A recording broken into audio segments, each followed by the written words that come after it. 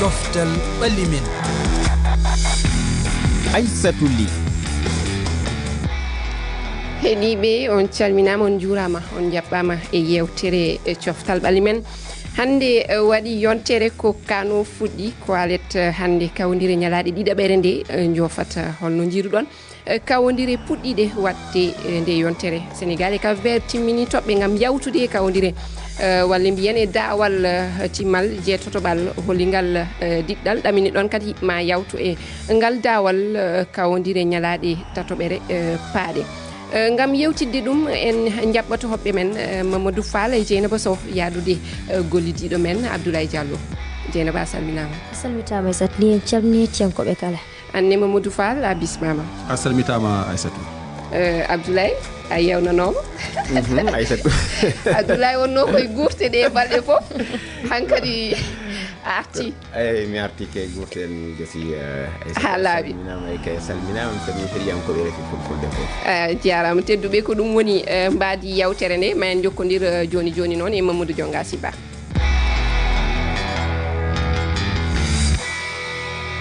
Bismillah ko adi fof mi weltono dendagal heɗotoɓe yewtere nde sengotoɓe hello Facebook o eɗen mbawi limtude biyeteɗo Amadou Wat oɗon mbawi addude jiyanɗe mon ha e Facebook o ha e WhatsApp o no wowini ni to gode nde ko kowal kowal 221 capanɗe jeeɗiɗi e jeetati 105 e capanɗe jeetati e jeenayyi capanɗe tati e tati sappo e ɗiɗi ɗum woni plus 221 78 589 33 12. kawgel ngel kawgel kan ene jokki to Côte d'Ivoire alet hande kawodire ñalaɗe ɗiɗaɓere nde jofatami haali ɗum Maroc hawdiri nane e RDC loggi ɗum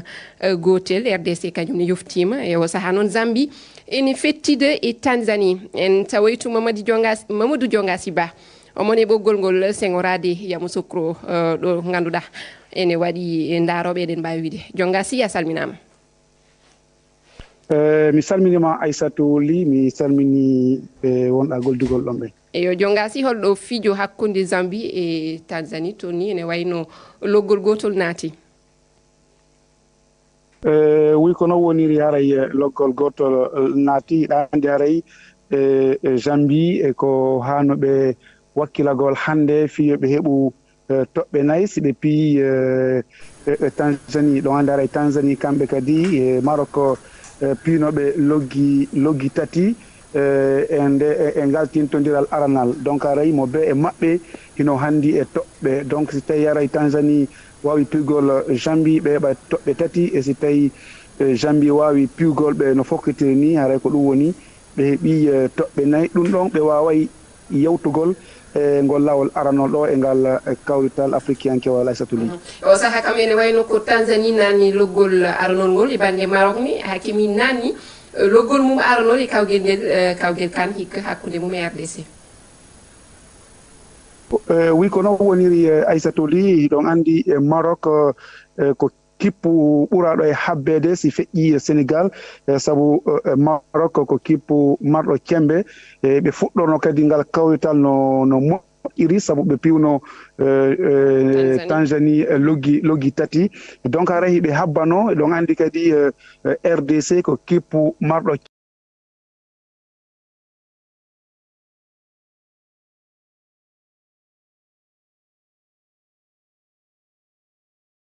kelɗo ko noon yii ɓe tampuno moƴƴa saabu ɓe heɓuno hay netteje tati ɗum ko on tigui o markunoɗo Hakim Ziyech comment onno ɓe heɓuno netteje tati ko ɗum waɗi wondema ɓe tampuno moƴƴa saabu RDC hari hiɓe hanno wakkilagol saabu ko no wuuɗi RDC kañum e hoore muɗum ɗum ɗini sinno markino walla sinno loggino occasion ji ɗi heɓno ɗi fof ma ɓuranno ɗo ma ha wonno Maroc. nam ko noon woniri ko ɗum waɗi si minni Maroc naɓe ɓen ɓe tampuno moƴƴa e ngal folotiral hakkude maɓɓe e RDC kono RDC ko ɗum woni ɓe heeɓi toɓɓe ɗiɗi hara kamɓe heɓuno arsike moƴƴo no wolirte noon ɓe wawayno piugol Maroc ko ɗum woni haray ngal kawrital e ngal ɗo hay gooto ko ɗum wiyoni ay kippo hay gooto ɓura goɗɗo goo ko feƴƴiti ɓayni yi kippuji ɗi fof hino tampude e ngal kawrital o jooni haray si tawi RDC wawa e feƴƴugol e ngol laawol ɗo anndi haray ko ma ɓe wakkiloyo e tintodiral maɓɓe sakkitoral ngal ɗum haray koye alarba arowo ɗum kamɓe Tanzanie wawata fottoygol noon Mamadou Dionga Sy Ba a jarama humpidde tan e yamɗe nogay Afrique du Sud ma hawodir e Namibie ko ngal kawodiral uddata ñalande ɗiɗa ɓerɗe nde Mamadou Fall kanko Dionga Sy warti e kawodiral hakkunde Maroc e RDC hannde e kawodiral mum aranal ngal Maroc nannuno mbaddu tati walla mbiyen loggi tati e logguno loggi tati e dande Tanzanie kono hannde le weeɓano e maɓɓe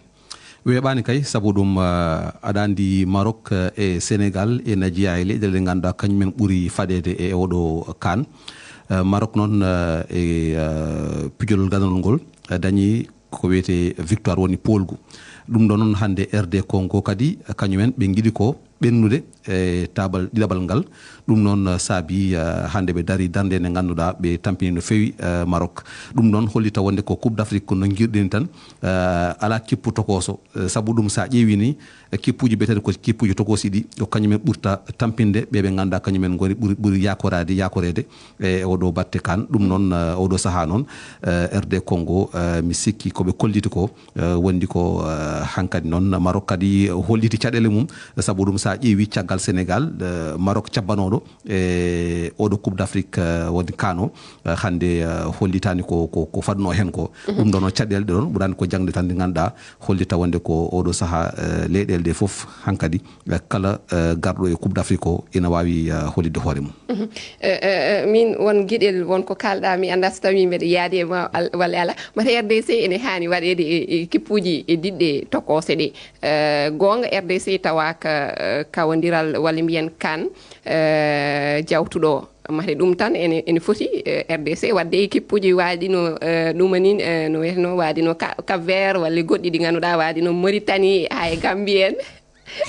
en yenomo ngal namdal andi RDC hay so wona kipputo ko sen oɗo saaha kam wona on ɗon kippu mawɗo wona ƴeew baddateɗo e favori ji guila kano fuɗɗi nde wiya tan fuɗɗima nde a ƴettata RDC mbaddamo e ko wayno Sénégal ko wayno ko wayno Maroc en ɗiɗon wadde sa ƴeewi hande RDC wadde moye ɗiɗon ko kipputo ko par ce que hande heewɓe padanno ko Maroc ne fi RDC ne ɓenna oɗo saaha ko Mamadou Fall artude e haala makko kipputo ko sa ƴeewi hande Cap Vert Cap Vert waɗi qualifié te ɗon o woppi kippuji mawɗi ɗi ganduɗa oɗo saaha goni koye e calculage oɗo saaha ni aɓeɗe ƴetti machine aji maɓɓe ɓe calcule honno ɓe ɓennir saabu goto foof nana fadi ñalawma tataɓijo pour wawa andude mata ɓenni walla ɓennani wonno andinde kipputo kos ala RDC hande o wawata no woppude Maroc no fiyam par ce que Maroc so finomo kañum koko ɓennata hangay waɗi qualifié gasi RDC fonno ko ummitade jokto o hoolare e nder compétition ɗum noon ko ɗum ɗon woni koɓe kolliri hande ko ɗum woni koɓe mbaɗi soɓe piino ɓurno moƴƴude maɓɓe so piyani kadi koɓe dañi ko ɓe mbawi kam ɗaminade pottal maɓɓe garwol woto koɓe dañi ɓe daña toɓɓe nayyi ɓe mbawa ɓennude Abdoulaye Diallo koye ma garatmi an holno kiisoriɗa pottite baɗɗe e kawodire ñalaɗe go ɓire e ñalade ɗiɗaɓere kan kawguel kan en jii Sénégal fotti e Cameroun loggi poɗɗi ni yenne hewte e diɗɗe goɗɗe kadi pottiɗo ene ko wayno Guinée hawdiri e Gambie loggi ɗum gotol Cap Vert en kaali Cap Vert e Sénégal kañumen keeɓi kartal mumen beele yaade tawede dawal jeetotoɓal timmal eyo holno jiruɗa kawdire baaɗe ɗe ko mbawɗa hisorade ɗum eyyi Aissatou ko ari foof tawo ma famminen ko fati e kipputo soko e kippuji habbanoɗi francire no wi ɗum favori par ce que kippu tosoko ala e o ngal ngo foloti o kippuji ari ɗo ɗin fof no mari darde ko ɗum saabi ɓe hewti hande ka ɓe hewti ɗo mais no woodi kaynete kadi kippu habbanoɗi ka sa daari comme wano no ɓe wirta noon ka ɗereji walla ka tarika folotiro kan wano RDC RDC no ƴetti deso ngal laabi ɗiɗi cikkumi simi faljani Sénégal ko nde wotere ƴetti kono sa daari kamɓe ko rewani ɓe ƴetti ɗum ko tan famminde heɗiyankoɓe men ko wona ɗum kadi no mbirɗa noon sa daari e ngo foɗotiro caggal kawrite ka guɓe tinodire ɗiɗi wano guɓal Sénégal ngal Sénégal yawti heeɓi toɓɓe jeego Cap Vert kadi wonon noon fewndo ɗo ko Cap Vert tan e Sénégal tan yawti taw ka follotiro habbano ɗin fof équipe uji habbano walla diɗɗe habbano ɗi woni Maroc woni Algérie woni Égypte woni Nigéria woni Côte d'Ivoire jaɓɓiɗo kano Ghana kadi eyi ɗin équipe uji fof koma ɓe habbo ɓe ndaara no kawdiral man yarata si ɓe anda si ɓe joroto walla si ɓe yewtala ɓe seeɓa maire troisiéme ko ɗum noon waɗi mi wii kippu tosoko ala e ngo folotiro kippuji ɗin fof no mari darde marde feere sa daari hakkude Maroc e RDC tan hannde par ce que Maroc sa daari ko fijunoɓe e coupe du monde feƴƴuɗo sa daari fayda ko ɓen ɓe addi ha timmal ɗiɗaɓal ko ɓen ɓe addi kono sa daari hannde hakkude maɓɓe e RDC ɓe tampinoɓe sanne hannde sa daari noon ene wayno yiyande ma ni ene tawta yiyande kertorɗo goɗɗo mo ganduɗa ko fukku koyngel walla mbiyan coftal ɓalli heftori on woni Yoro Mangara min ƴettino yiyande makko caggal kawdire baɗɗe aset hanki hakkude Mali Tunisie Burkina Algérie e Mauritanie Angola keɗoɗen mo garten Algérie jiyanoɗo 2019 ƴettuɗo coupe équipe o nayi jour uji mawɗi gonnoɗi Europe yaaɓe Arabie Saoudite doole maɓɓe ko gussi Riyad Mahrez ari e coupe d'Afrique o etti kiloji 4 toɓe petata to championnat o ala doole ɗum sahi hannde ɓe mbaɗi match nul kamɓe Burkina ne wawno hannde gagnade ɓe deuxième match o Mauritanie haɓiri koye doole mum presque ɓe jooɗima mais ɓe mbaɗi ko ɓe mbawi Mauritanie en Guinée Bissau en Gambie en no puɗɗi arde coupe d'Afrique o yani wona arawoɓe en aɓe piye koto hitande fof aɓe jara yeeso mo cakkitiɗo Mali nanni kañum ɓinni sa heeɓi ponguji 4 a ɓinni mais e match o holiri Tunisie gila coupe du monde woni koye yarude caggal ha joni ala taw victoire e coupe d'Afrique o coupe d'Afrique oɗo ko holiri woni hika ala équipe tokoso Afrique hay saɗa fiya neɗɗo koma mbarña Yoro Mangara jarama Mamadou Fall holko woni yiyande ma kanko e ko haali ko mate aɗa yaadi hen o haali Mauritanie o limi Mauritanie won diɗɗe goɗɗe kadi ko wayno Cap Vert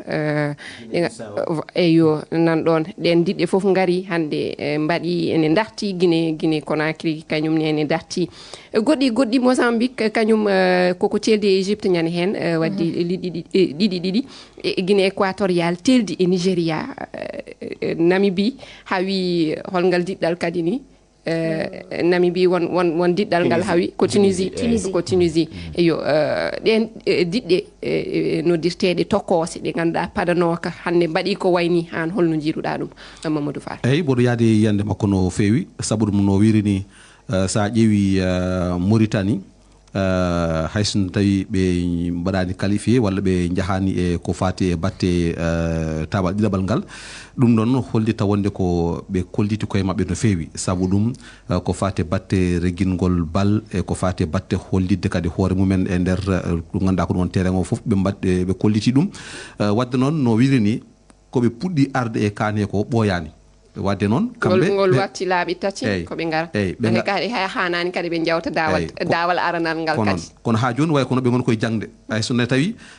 so en jii wonde eɓen liggo no feewi saabu ɗum sa ƴeewi équipe Mauritanie garnoɗo e coupe d'Afrique ɓernoɗo o e gartuɗo ko ganduɗa ko fati e batte oɗo kano ene serti seeɗa sa ƴeewi Gambie kamɓe kadi eɓen kolta koye mabɓe kono noon caɗele mabɓe ko woni ko ha joni eɓe manki ko wiyete expérience saabu ɗum noɓe pettirta bal ni sa ƴeewi ko ɓuuri hen hewde woni ko ɓe mbiyata koɓe guidda kippuji ɗi ganduɗa kañumen ɓurɓe doole ɓe ganda holde ɓe gaddata ko ganduɗa ko ɗon doole mabɓe holde pota poftade sa ƴeewi ɗum noon gañiɓe ni hakkude mabɓe e Sénégal sabu ɗum équipe baɗuno Sénégal saɗa fetta bal e mum ko ma nawra ɗum e haqqille kono a wata wiide aɗa tan aɗa guidda équipe Sénégal ɗum adani ɓe caɗele ha ko ɗum saabi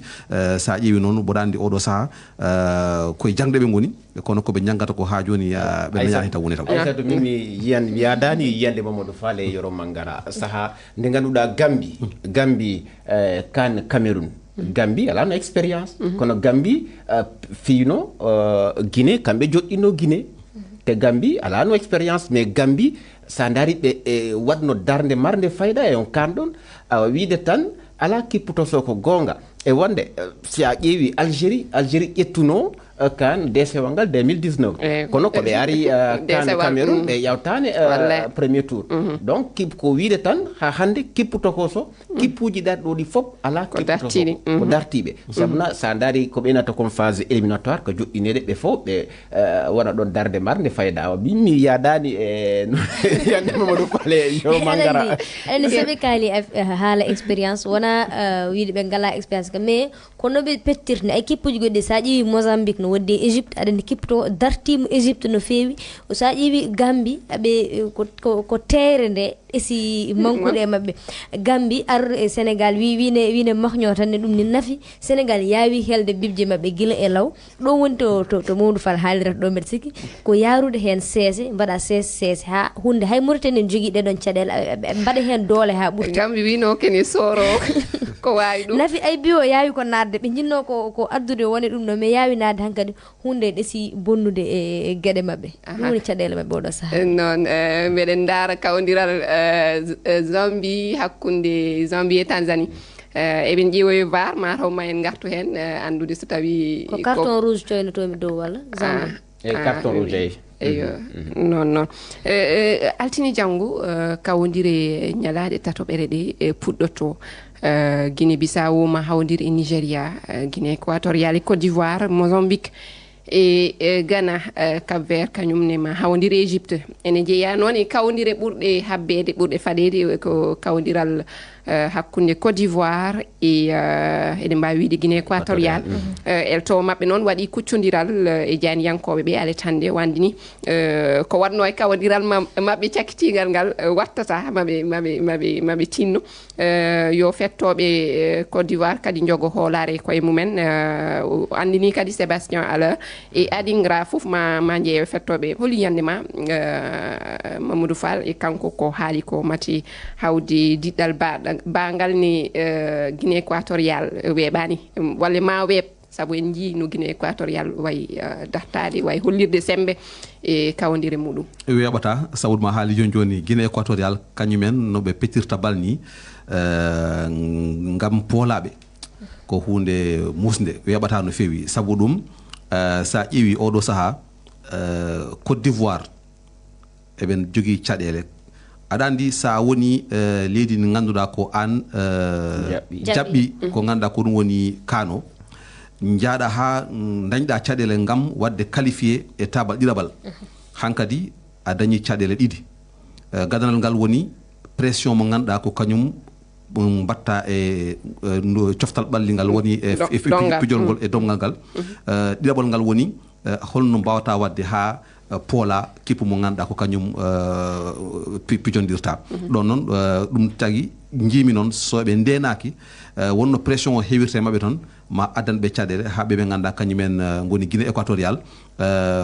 puntaɓe walla ɓe poolaɓe ɗum noon soɓe poolama de kam woni ɓe jooɗi ina wawi faɗede hen Guinée équatoriale hay match nul ɗo wone Guinée équatoriale moƴƴani ɓe wawi kay meilleur troisiéme hande no woodi ene wawi wonde et puis oɗo Guinée équatoriale ina wawi folde Côte d'Ivoire wadde soɓe poolama ɗo joni woni ɓe gonata ko e jonde tatoɓere ɗum woni ɓe gonata koye ƴewde meilleur troisiéme hol garɗo jonde tatoɓere ɓurɗo ɗum woni soɓe kono ɗo soɓe kawama woni ɓe kawama laaɓi ɗiɗi mbeɗa sikki ɓe kawam ɓe jooɗoto